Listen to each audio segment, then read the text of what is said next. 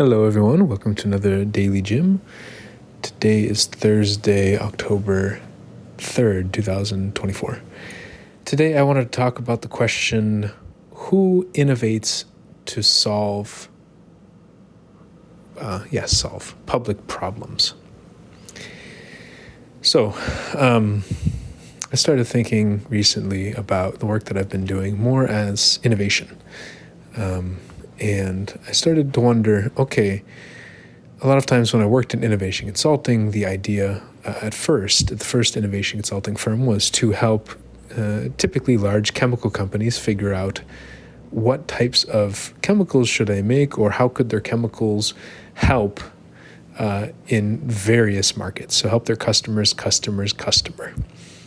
So a lot of times it was trying to figure out what needs exist in society and how can we help solve them. I think it can sometimes even then be a tricky question of, are we trying to solve public needs or public problems or private problems? And there's no I don't know if there's a pure public good or a pure private good. I think everything can be somewhat in the middle and can have a different perspective based on where the person is. But regardless, so maybe for example, we did a project looking at touch screens. And so, yes, it would help the users of touch screens, which is most of us nowadays with smartphones, but maybe the direct help was to manufacturers of the glass or the smart screens or the touch screens. And so maybe it was more private, and this is a product we wanted to sell directly to them. The challenge I sometimes have is I can see how it can be a public good in almost any way. Anyways, so after working with that, then I worked at another consulting firm that focused more on helping. The two projects I worked on was one project with the government of Michigan, governor's office, looking at, I think it was governor's office of urban and metropolitan initiative. And the idea was to look at why some of the cities in Michigan were redeveloping at different rates. So we looked at Flint, Detroit, Kalamazoo, and Grand Rapids.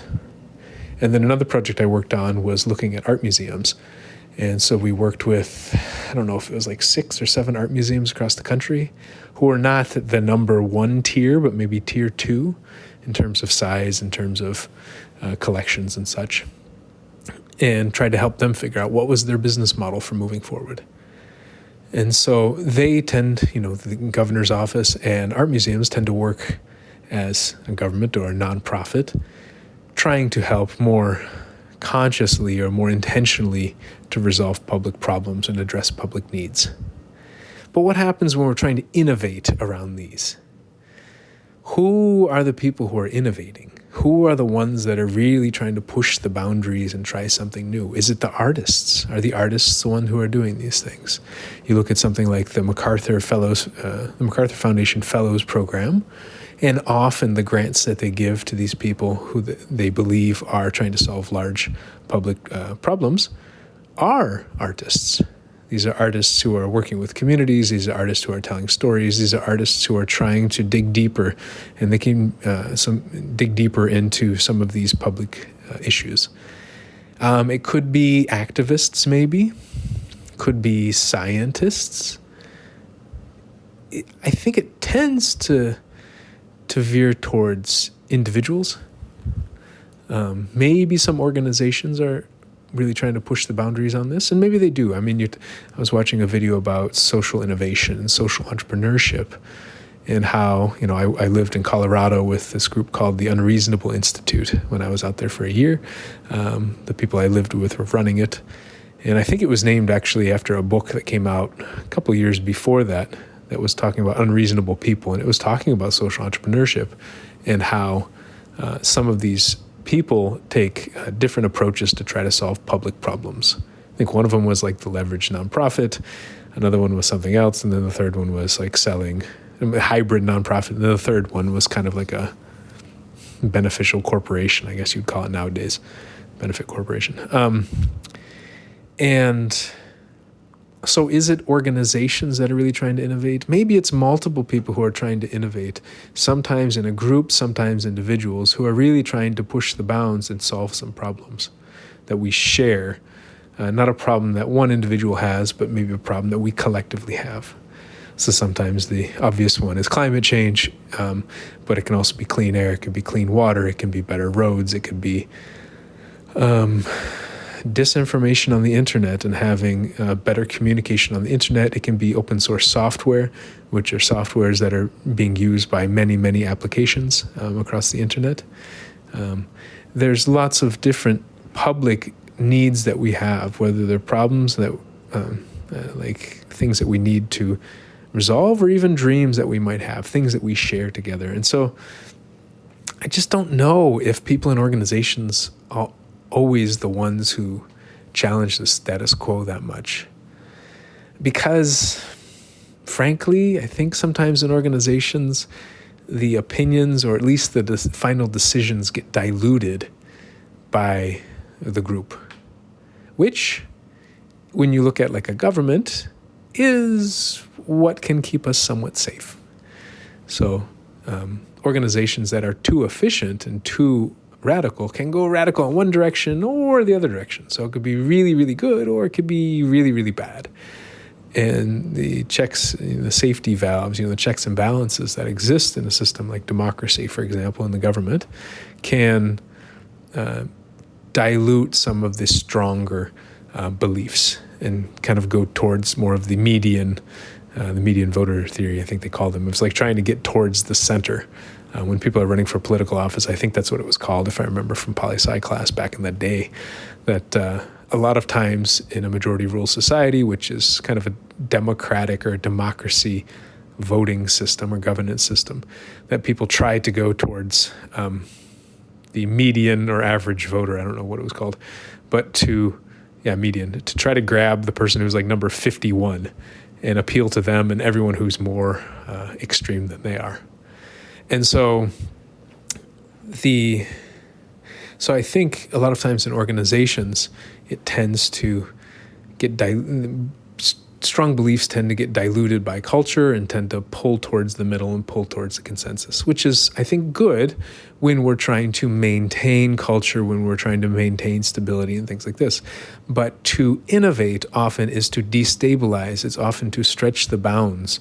It's often to try something new and get into fights with people who want to maintain the status quo.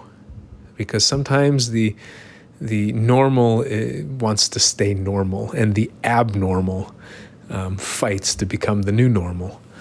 And so just curious where some of these sources come from. And my hypothesis is that they often come from the individuals who just won't give up, the ones who just keep fighting really hard to try to address problems, to keep fighting really hard to address things in a different way.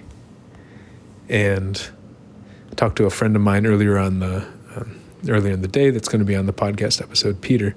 We had about a 2-hour conversation, and Peter's been working on his brand. He does leather goods. He crafts leather goods, beautiful ones. And he's been working on it for, I think he said 2016, so 8 years now. And Peter has lots of other opportunities in other ways. Why is he still working on this? Why is he so committed to this? Yeah, part of it's he likes leather, part of it's this, and he likes being the branding. But it also, I think a big part of it is that he sees a need to share Sudanese culture with the world. And a way for him to not just do these products, but to share that culture and to inspire other people. And we talked about how there's a war going on in Sudan right now, and how if he, with his work, can bring hope to other Sudanese people who are in the country or outside of the country, or he could bring hope to others who are looking at Sudan only as a war zone, how could that impact people? So much, I think, of people changing these cultural norms and trying to resolve some problems really push against the grain. And often I think it takes the individuals who are going to fight very hard for what they believe and what they're trying to solve. And so often when people will tell me, they say, well, why don't you just get a job here? Why don't you start an organization that does that? I want to push and challenge some of the deeply held beliefs that we have around emotions, the deeply held behaviors and habits that we have around emotions, that we have around conflict, that we have around love.